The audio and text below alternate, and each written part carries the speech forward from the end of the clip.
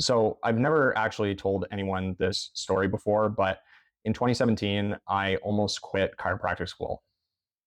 And it's a classic story, right? I was putting in hours a day studying, and I felt like I had just hit a wall. I wasn't enjoying myself.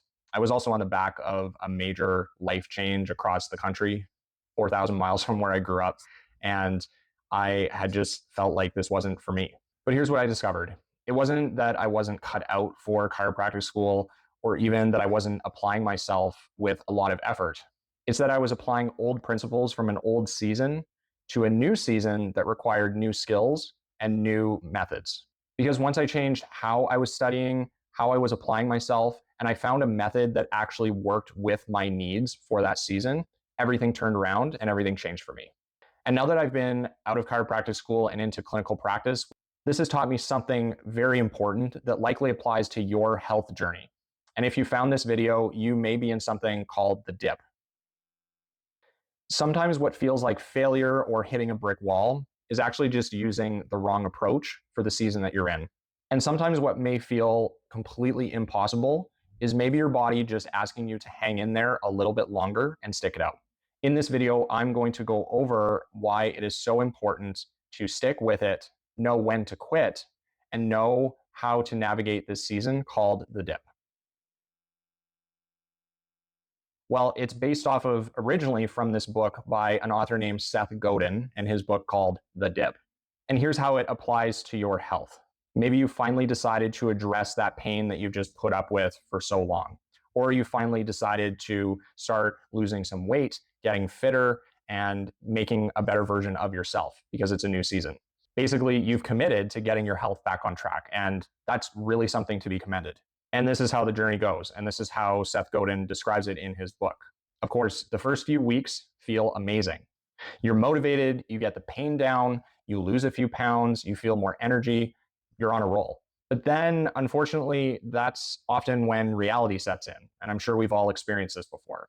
For me in chiropractic school, right, I had moved into a new house. I had gotten surrounded by new friends. I had been through orientation. I was getting my life started in the big city, and life was good. And then partway through the first semester, that's when things started to really come to a head. And for you in your health journey, this is where maybe progress started to stall out. Your back still aches when you get up in the morning. Your knee still bothers you after going up and down the stairs. The pounds have started to maybe stay on. You're not sleeping well again after making all of these big changes to get your sleep back on track. And so basically it feels like you're doing everything that you're supposed to be doing, but we're back at the same place. But I want to tell you something incredibly important.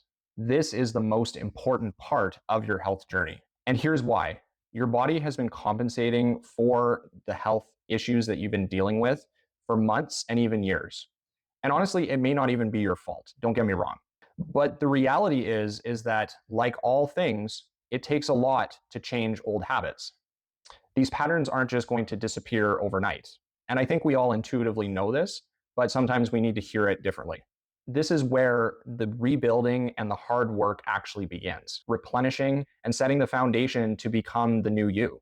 But the problem is that in almost all cases, all of this is happening behind the scenes where we don't actually see any results or any breakthroughs. And because it happens where you can't see it or feel it, it feels like nothing is happening at all. And unfortunately, this is where most people quit. And almost all of the time, it is right before their exponential breakthrough. So this is where we dive into principle number 1. The dip always tells you the truth. The first thing that changed my perspective on this is that the process of the dip tells you not what you want to hear, but it tells you what you need to hear. When I was struggling in chiropractic school, part of me just wanted to tell myself that what I was doing was fine and I would just get through it. But honestly, what I needed to hear was that my approach wasn't working and it was okay to change and find a new strategy, but I needed to hear the harsh truth of that reality. And so in our health journey, the dip is exactly the same. It's not trying to discourage you, not at all. All it's doing is it's just showing you where you are exactly in the process. It's showing you what needs to change, both here and in the future. And the harsh truth is that for a lot of us, we haven't actually built the foundation to sustainably build habits that will carry us through both the dip and then into the long-term future. But also, none of us are when we start a new journey. It's just not realistic to expect to be somewhere without actually putting in the work. Because think about it, if we've had knee pain, let's say for 5 years, our body has built a resilience or a lifestyle around that pain. And once we decide to do something about it, that's like trying to change the Titanic and turn it around before it hits the iceberg. Everything is going that direction. And so to change it, it's going to take some relearning and repatterning and ultimately a lot of effort. Just applying a quick fix isn't going to solve the problem entirely. It might cause a noticeable change right off the bat, and that's good momentum to build off of. The problem is that the entire ship isn't going to turn around unless we give all of the systems the push that they need to head the right direction. And so the dip is basically giving your body time to change, adapt, and make preparation for the new direction it's going. Basically, it's not punishment, it's just preparation. And for me, this changes everything, because instead of feeling like the dip is a discouragement, it's actually an encouragement that you're headed on the right path.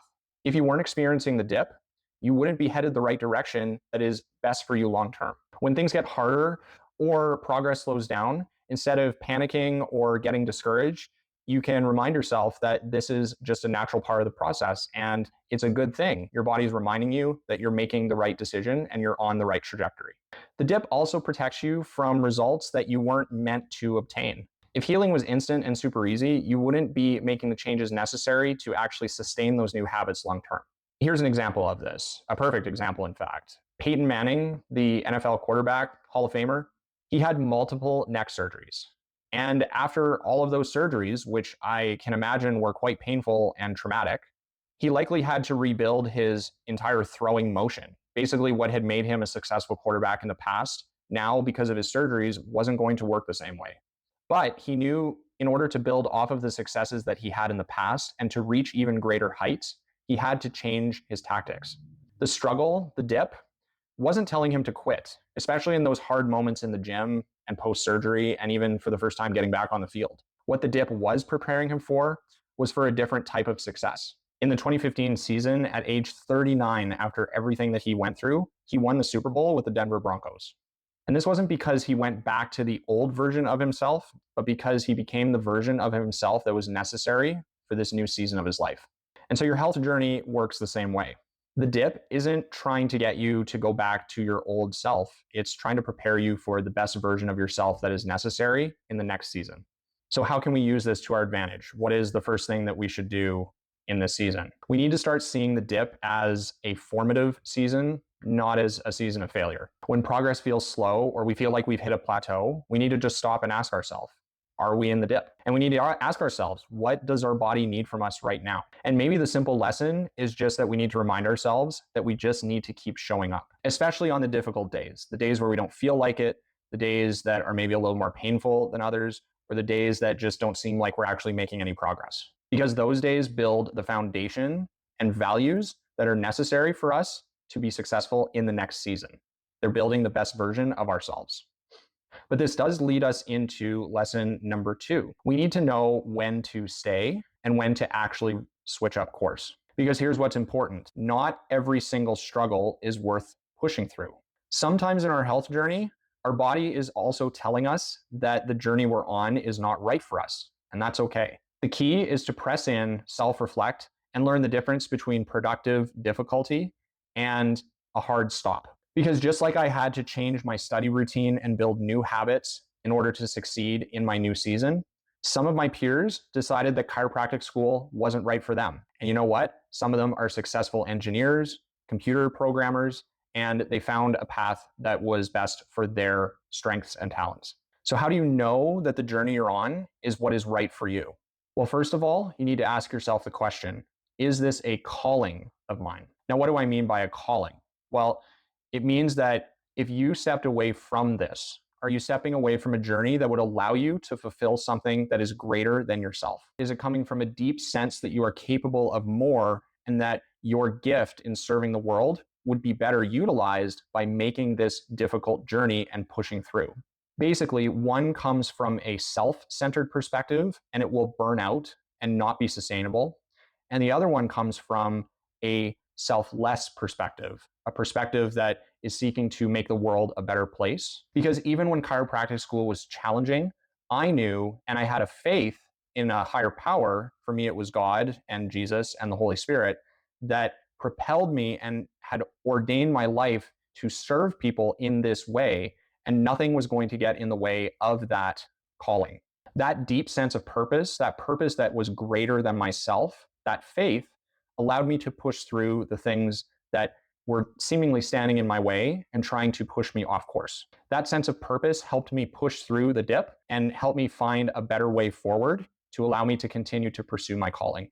The second question that we can ask ourselves is, are we learning and are we growing? Are you learning lessons that you didn't know before? Maybe your pain isn't completely gone, but you understand your body better. You're more in tune with what is actually needed to help you succeed. Do you know what helps, what hurts? Have you discovered new foods that give you energy?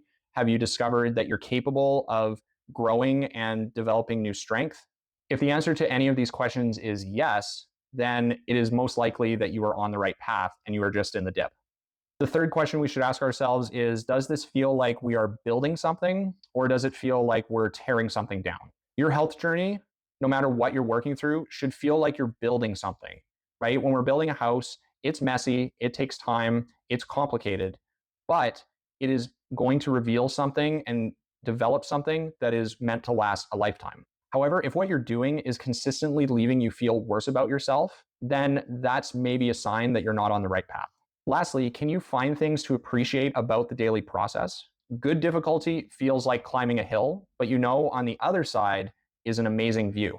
However, bad difficulty feels like running into a brick wall over and over and over and over again. Sometimes the right move is just to adjust your approach and not quit entirely. Maybe you just need different exercises, a new approach, a new strategy, or maybe some timely insights from a trusted friend or mentor. And seeking that outside help doesn't mean that you failed. In fact, and I believe it came from Proverbs, that is just wisdom. And so the second task is we need to rededicate ourselves and create a new commitment for our health. And it's important that we write down this commitment to ourselves, not just tell it to ourselves and say it once or twice and then move on. We need to write it down and put it right in front of us every single day. Write down not just what you think you will want to achieve, but actually how you're going to achieve it. And then challenge yourself to fulfill that every single day. Start with, I'm committed to improving my health because, and not just because you want to for yourself. Remember, we don't want it to be selfish. We want it to be selfless. Your why needs to be something outside of you, a higher purpose. Then after that, write down, I know this will be challenging when, and list those obstacles that you know you might encounter at work. Maybe it's family that will stand in the way. Maybe it is your work environment. Maybe it's your daily habits and routines. The minute you identify your problems, you take away their power over you. Finally, set very clear boundaries for yourself. It's important to list your non-negotiables or your North Star and where you know you will turn around and actually leave the journey. You need to set clear boundaries. If it's causing you more pain than you know is truly worth it, if you're dreading making these changes every single day, or if it's negatively impacting other areas of your life, whether that's relationships with your family or otherwise. Because ultimately, this isn't about committing to sticking to something forever and into infinity with no end date in sight. It's about making a decision that is wise and informed enough to know when it is necessary to make changes, but also wise and informed enough to know when we need to chart a different course. And so the third lesson is probably the hardest one, in my opinion, and it's that you can't heal everything at once. It's honestly one of the hardest to accept, especially for someone like myself, very type A personality. I see this constantly. We get into the new year, maybe you're seeing this on New Year's Day here in the future, and you want to change your sleep, lose some weight, maybe start journaling once in a while, and go on a run 3 times a week. Or maybe you want to fix your knee pain, your hip pain, your back pain, your headaches, and all of the above, and also change your diet at the same time. But unfortunately, when this happens, people get overwhelmed, they get defeated, they quit, and they're right back where they started, feeling worse than if they hadn't even tried in the first place. However, the problem wasn't from their lack of determination. Most people actually have a good amount of willpower. I'm sure you do. But the problem is that your body can only handle so many changes at once. And that's not meant to be a criticism against you. It doesn't mean you're inadequate in this process. The response the body naturally comes up with when it is overwhelmed is to go into protective mode. And when we're in protective mode, most of us just shut right down. So instead, we need to reframe our goals and objectives and just focus on one thing. If we have multiple areas of pain in our body, that one thing might just be chronic back pain for the time being. And then all the changes that we make after that need to support the goals that we have: our sleep, our diet, and our movement patterns. But it is all focused on supporting that one specific goal without worrying about everything else. And here's why this works. When we focus solely on one thing, everything else naturally aligns into place with way less effort. For instance, when your pain decreases, then your sleep gets better. If we start taking small steps like moving and walking 10 minutes every day, then all of a sudden our sleep improves and our back pain improves. And then as we build up strength, you feel stronger and you start making better decisions. Basically, it's like fixing the foundation of a house. We get that right, and everything else is much easier to maintain in the long term. But the real key is committing to this focus for a minimum of 3 months. Not 30 days, not 7 days, not 14 days, but at least 3 months. Because real change, especially when it comes to our health, takes time. Our body is adaptable, but it is also resilient. And it is resilient in its old habits. We need to give ourselves time to work through the dip. So I want you to do this. I want you to ask yourself, what is one thing, one task that if I improved dramatically would help all other areas of my life in an outsized way? Is it the back pain that's affecting everything that you do? Is it the extra weight? Is it your sleep that's causing you stress and to fall asleep in the middle of the day? I need you to write that one thing down. Then I want you to ask yourself, what is the most sustainable approach to address this and have it change for the better? I'm not saying do the thing that is the fastest or the most dramatic. I'm saying the thing that is the most foundational to your health improving over time. And make sure that it is something that you know deep down inside that you can stick to for months. And then after that, let everything else be secondary. Don't give anything else an extra nanosecond of your time. All of your other health goals should fall in line under the umbrella of that one single thing. And I want you to remember that you're not abandoning these other goals forever. But to get through the dip, this is the strategy that will help you persevere and be successful. And so why does any of this matter? It matters because your health journey isn't just about the end result or fixing the current issue that you're dealing with. It's actually about proving to yourself that you are capable of seeing something through that is worthwhile. It is about proving to yourself that you can stay committed to something even when it gets difficult.